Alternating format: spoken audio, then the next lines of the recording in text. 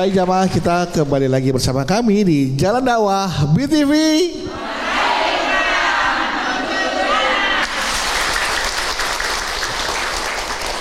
Sebelum Ustadz Encep melanjutkan tausiah untuk tema kita hari ini, yang paling sayang sama kita Allah, no debat, ya.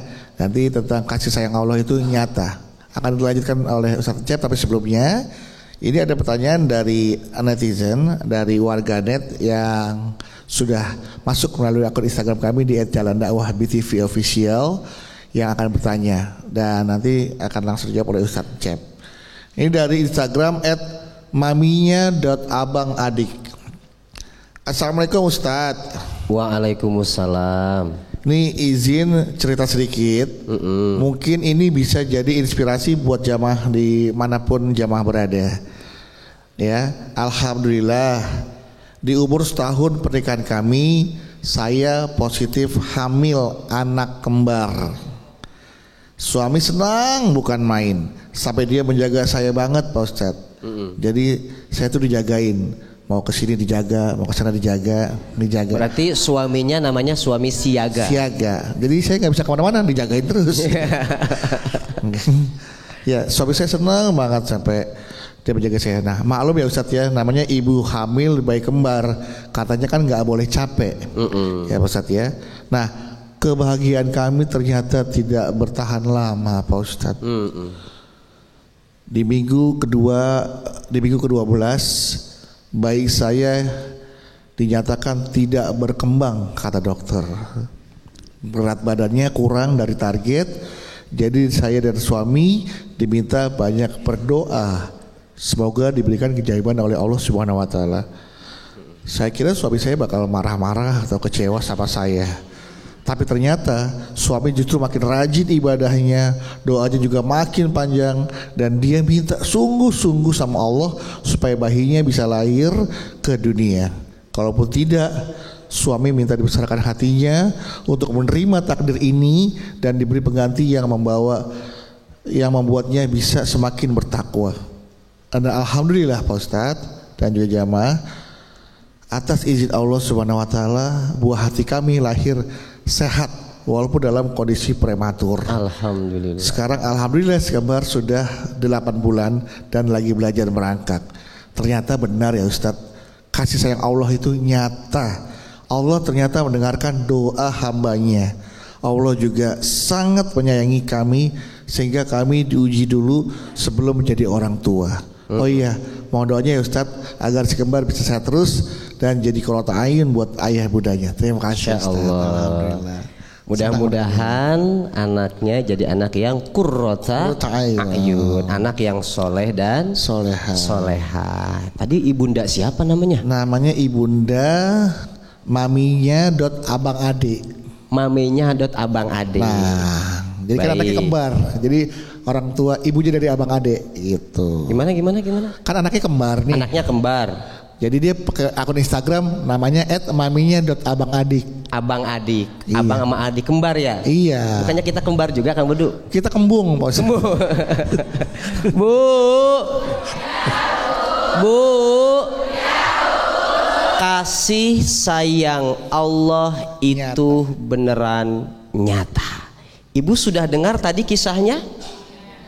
Dari kisah ini kita bisa ngambil pelajaran. Wala tai'asu mir rauhillah, jangan berputus asa dari kasih sayang.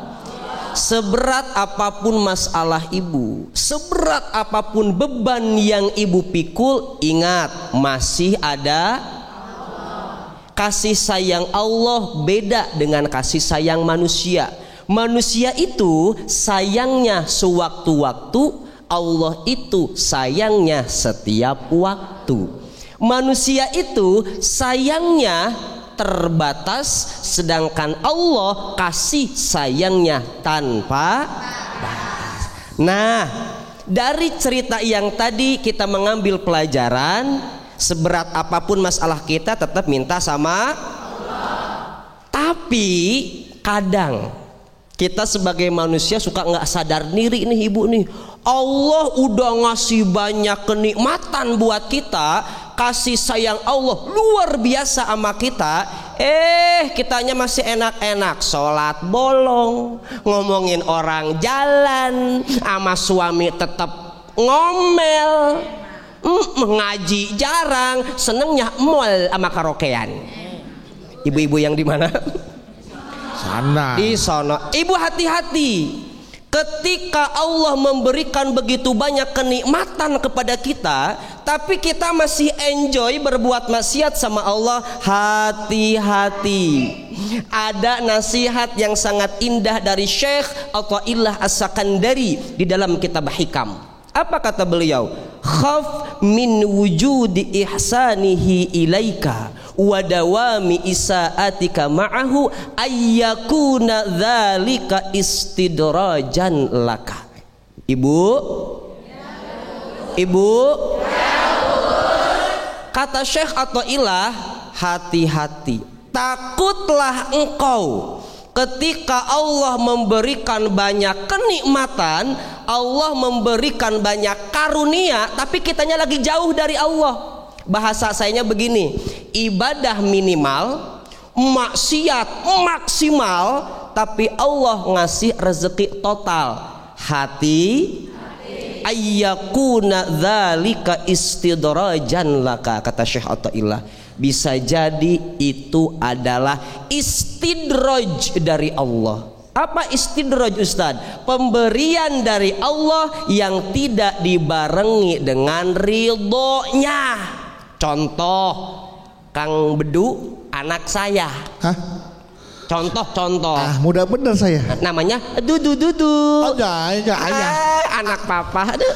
Masih TK. Masih TK. Kelas berapa? TKA. Nol kecil. Nol kecil. Iya. Anak nol kecil.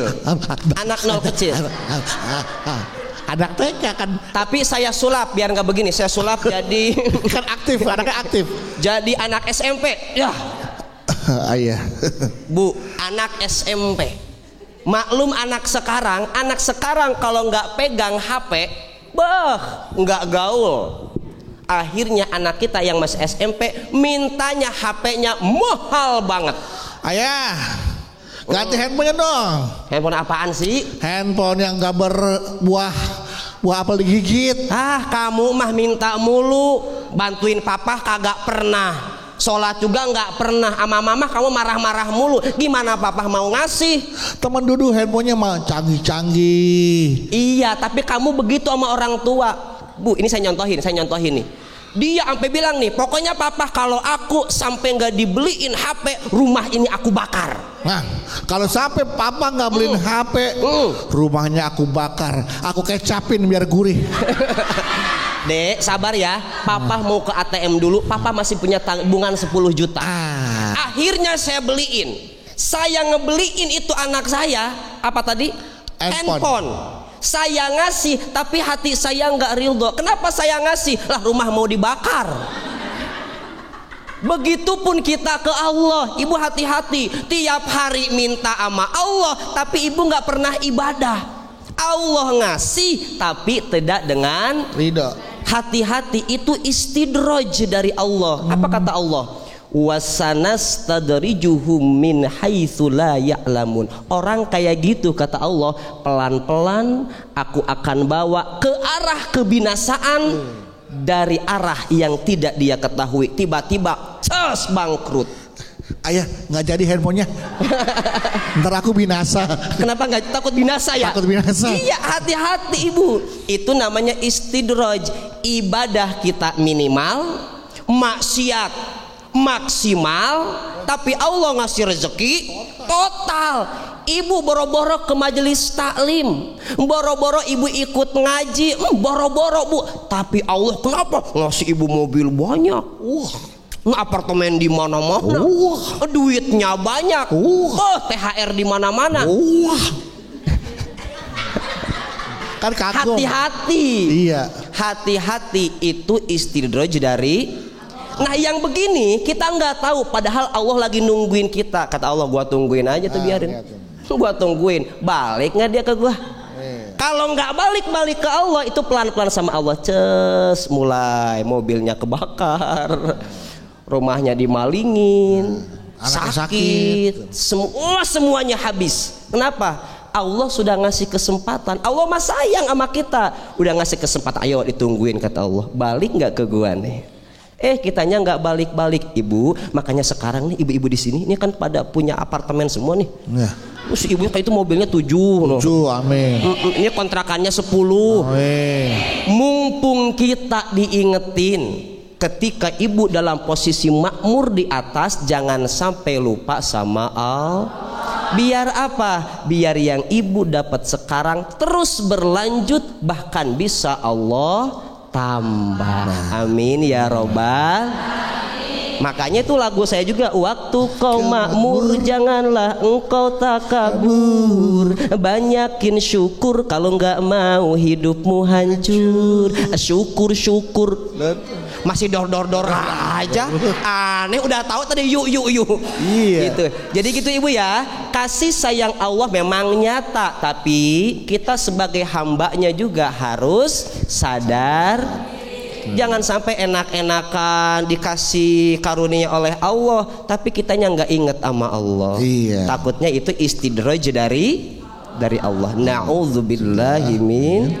Ya, Masya Allah. Tepuk tangan untuk Ustaz Encen. Ya. Sekarang udah minta jamaah untuk bertanya. Siapa yang mau bertanya? Siapa yang mau bertanya? Katu. Oke, siapa? Mana? Ibu sebelah sini. Oke, ya silakan Bu. Bismillahirrahmanirrahim. Assalamualaikum warahmatullahi wabarakatuh. Waalaikumsalam warahmatullahi wabarakatuh. Perkenalkan, nama saya Bunda Sulis dari Majelis. Bunda Sulis. Bunda dari Sulis. Pak Ustadz, saya mau nanya. Ya. Saya ini punya teman seorang janda. Punten, jahe atau jamu? Janda. Jahe atau jamu? Janda. Enggak, maksud jahe janda herang. Kalau jamu janda muda. Janda muda sih. Oh, jamu berarti jamu. Ya. Terus apa jamret? Udah sering kali mau nikah ini, tapi nggak jadi-jadi. Padahal dia sudah selalu memohon kepada Allah, minta berdoalah, ya Allah berikanlah saya jodoh yang terbaik buat saya. Kata temen ibu itu, kata temen ibu. Tapi nggak juga dapat jodoh, Pak. Tapi dia itu sebenarnya cantik ya. Cantik. Sama ibu cantikan mana? Oh, cantik dia. Oh, cantik dia. Suka make up tebel, lipstiknya tebel, bedanya tebel. Bagaimana Bu? Suka make up tebel, lipstik tebel. Medok lah bahasa Jawanya. Medok. Medok. Tapi herannya sudah waktu sholat, kenapa dia nggak ambil air wudhu? Gitu. Sholat nggak wudhu? Sudah waktu mau sholat. Malah dia make up dulu, bukannya ngambil air wudhu. Malah langsung sholat? Bukan, ngambil tayamum. Ngambil tayamum. Nggak ngambil air wudhu. Nggak ngambil wudhu. Ngambil tayamum. Make up dulu.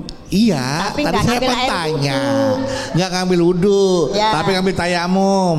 Karena mungkin takut make up dulu. Make upnya takut luntur kali ya. Makanya nggak berwudhu. Ya, tapi tayamum. Gimana Allah mau mengabulkan doanya? Gitu. Soalnya wudhu aja dia nggak mau. Lah kok ibu nggak menyimpulkan begitu?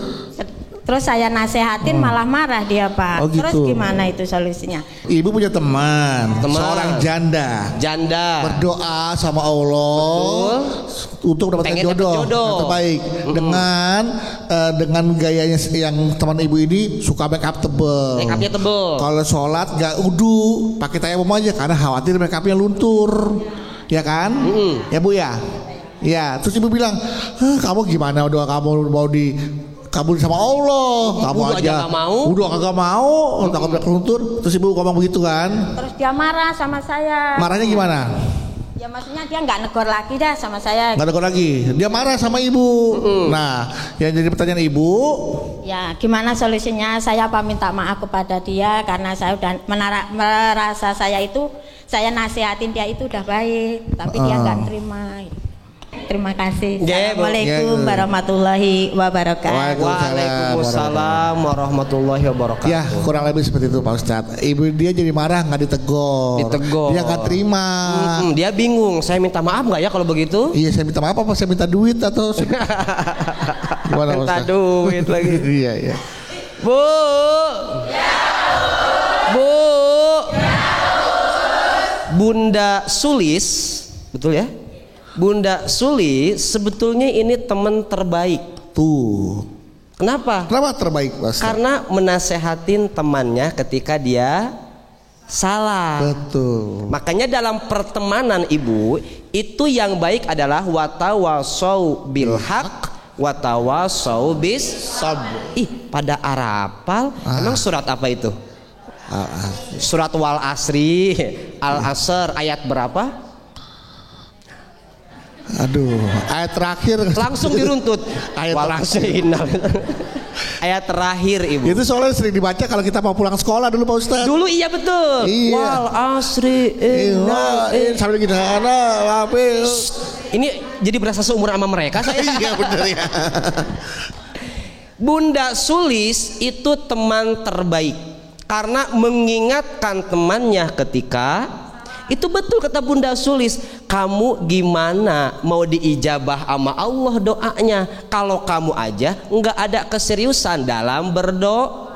Masa tayamum gara-gara make up doang? Makanya Ibu, kalau kita pengen doa kita diijabah sama Allah, sebetulnya tipsnya jangan hanya berdoa ketika kita pas lagi butuh doang. Setiap saat harus doa dan ingat sama Allah. Ibu tahu nggak Nabi yang dimakan ikan? Ayo, ikannya ikan apa Bu? Ikannya yang dapat, yang bisa jawab, hadiahnya 100 juta dipotong pajak. Iya. Ayo, Nabi siapa? Nabi apa?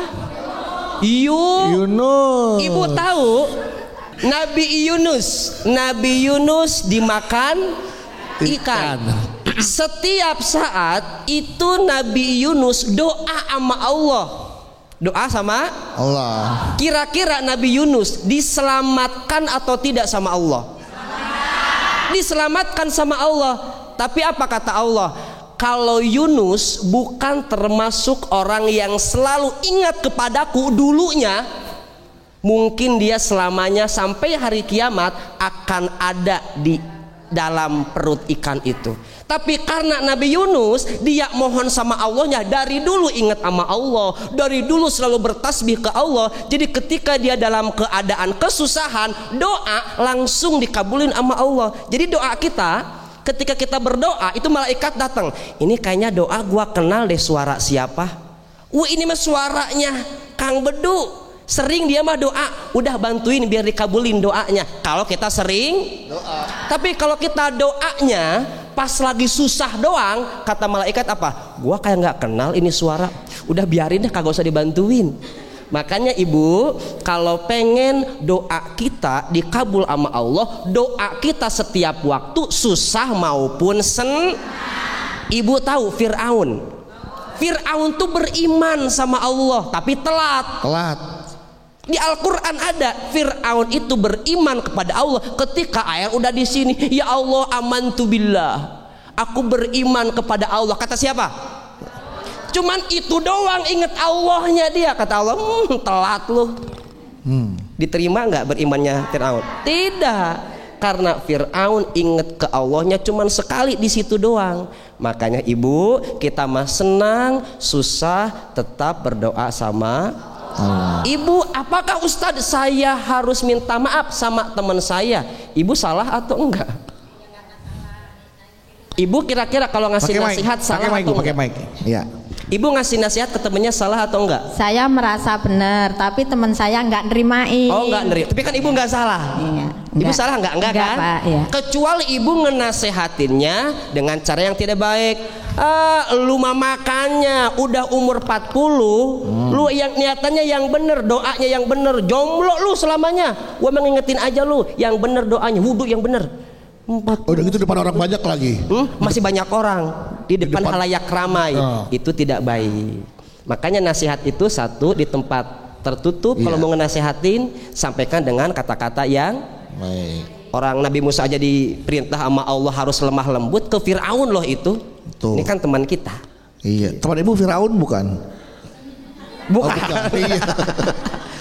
Bukan, istrinya Firaun. Bukan. Istri Firaun malah lebih beriman ya kan? Betul sekali. Firaun ya. Asia ya. Asia. Oke. Ya, Ibu ya. Dan Ibu karena Ibu nggak merasa bersalah, itulah sebaik-baiknya teman, karena teman yang baik mengingatkan teman yang salah. Betul diingatkan, bukan sekali. dipuji-puji. Walaupun dia salah, kita tahu nih karena kita teman kita. Tadi dia marah kalau gue ingetin. Udahlah, cakep lu, make up terus.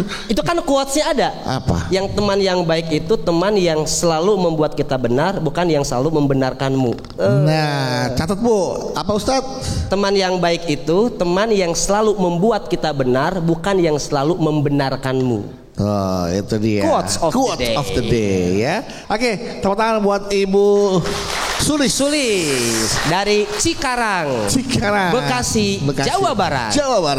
Iya. Ini orang Cikarang nggak sabaran ya. Kenapa tuh? Maunya Cikarang. Sekarang. Oh iya. Sekarang. Cikarang atau 20 Cikarang tahun. itu ada singkatannya. Apa tuh Pak Ustadz? Cintaku padamu penuh dengan kasih sayang. Iya. Cikarang. Mau tepuk tangan aja Bu. Gak niat sih Ibu mah tepuk tangannya. Cikarang. Apa tuh? Cintaku kepadamu cinta yang terlarang. Iya. Terlarang. Bintaro. Apa tuh? Bilangnya cinta tapi cuma separo. Ya. Oke, yang lain silakan yang mau bertanya. Sebelah mana lagi selanjutnya? Iya Ibu. Bismillah Bu. Assalamualaikum warahmatullahi wabarakatuh. Waalaikumsalam warahmatullahi wabarakatuh. Perkenalkan, nama saya Ibu Sartika dari Majlis Talim Bunda Soliha, Blokang Cikarang. Izin bertanya Pak Ustadz. Boleh Ibu Sartika. Ibu Sartika namanya? Iya Ibu Sartika. Sartika atau Sartika? Sartika. Oke, Sartika ya. Bener kata orang Pak Ustadz, setiap rumah tangga masing-masing ada ujiannya. Betul. 3 bulan yang lalu saudara jauh saya, suaminya jadi korban tabrak lari. Jadi dia nggak kerja. Iya. Sebagai istri yang baik, menggantikan posisi suaminya untuk mencari nafkah. Betul. Ibu berarti kerja. Enggak, istrinya. Saudara jauh. Oh, saudara jauh. Iya. Berapa kilometer jauhnya Bu? Baru saya mau nanya 3 bulan yang lalu bulan apa gitu. Iya, tergantung tayangnya ini bulan apa. Iya, terus dia untuk mencari nafkah. Karena istilahnya apa? Anaknya masih pada sekolah gitu, butuh biaya. Karena suaminya sudah tidak bisa bekerja karena kecelakaan. Korban tabrak lari 3 bulan yang lalu. Iya. Saudara jauh. Saudara jauh. Terus dia merasa putus asa Pak Ustadz. Putus asa. Iya, kecapean. Kenapa putus asa? Dia merasa putus asa, kata dia, apa saya tinggalkan aja mereka. Mereka itu siapa loh Bu? Mereka itu siapa maksudnya? Anak sama suaminya. Oh, dia putus asa. Iya. Apa gue tinggalin aja tuh anak sama laki gue? Tinggalkan aja ya mereka, biar saya nggak capek kerja ke sono sini. Kata istrinya. Istri siapa? Iya, istri yang suami saudara ibu kan? Iya. Iya gitu Pak Ustadz. Terus dia merasa putus asa. Putus asa akhirnya udah gua tinggalin aja dah udah. Iya, gitu. Gua capek gitu. Biar dia nggak merasa capek kerja ke sono sini. Kerjanya kan tadi udah ketahuan bukan ke sono ke sini. Iya. Kerjanya tadi baru cuci sama di rumah makan. Nah, terus kata dia, kalau Allah sayang sama umatnya, kenapa hidup saya sulit banget? Kalau Allah sayang sama umatnya, kenapa hidup saya pedih dan sakit banget? Iya, sulit banget. Sulit banget. Kenapa ya Allah? Kalau apakah ada yang terindah gitu buat dia? Makanya minta solusinya Pak Ustadz, biar dia kuat menghadapi kesulitan ini gitu. Siap. Ya, terima kasih. Assalamualaikum warahmatullahi wabarakatuh. Waalaikumsalam warahmatullahi wabarakatuh. Sebagai hamba Allah yang baik harus sabar. Nah, itu dia. harus banyak sabar. Sabar ya, karena nanti Ustadz akan jawab setelah ini. Sabar Bu ya. Ya. Sabar. Jangan tinggalin kita, ntar ibu tinggalin kita. Apa saya tinggalin aja tuh sebelum sama Ustadz Encep. Karena nggak ngasih solusi. Jangan. Tunggu ya Bu ya. Setelah ini nanti apa kali jawab. Jangan kemana-mana jamaah. Kita akan mendengarkan jawaban dari Ustadz Encep terkait permasalahan saudara Ibu Sartika, saudara jauh, teman, istrinya dan suaminya. Setelah ini tetap bersama kami di Jalan Dakwah BTV.